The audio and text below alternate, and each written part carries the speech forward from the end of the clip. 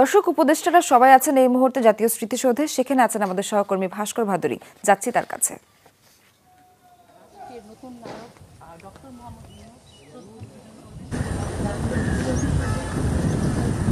সোহার, ক্যামেরার মাধ্যমে আপনি দেখতেই পাচ্ছেন অন্তর্বর্তীকালীন সরকারের প্রধান উপদেষ্টা ডক্টর মোহাম্মদ ইউনূস।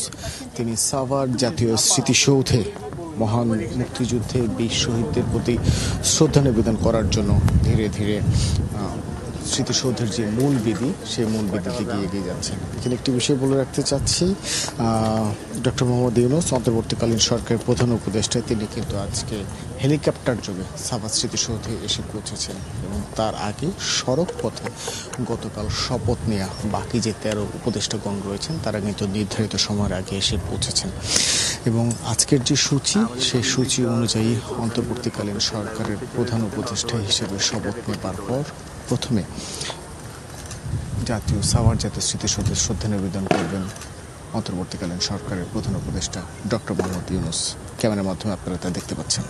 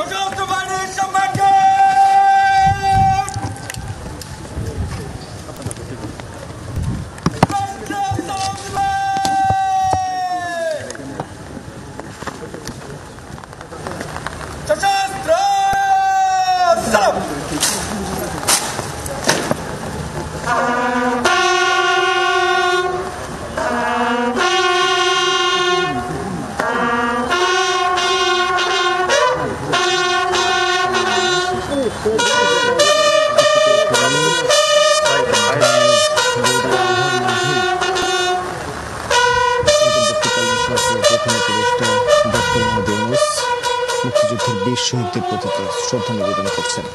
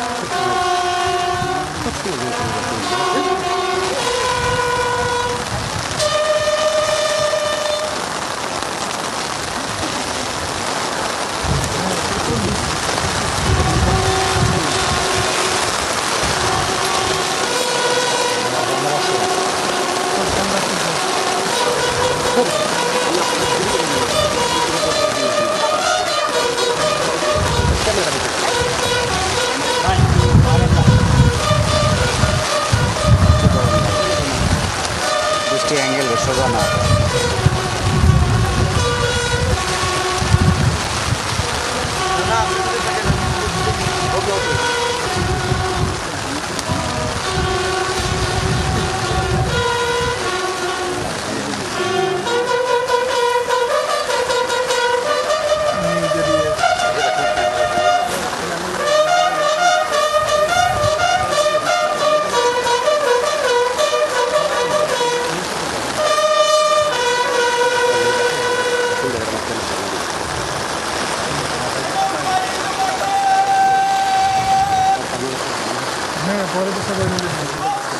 রাষ্ট্রীয় সালামের যে আনুষ্ঠানিকতা, বীর গোল্ডেন সুর বাজানোর পরপরই এখন রাষ্ট্রীয় সালাম প্রদান করা হচ্ছে।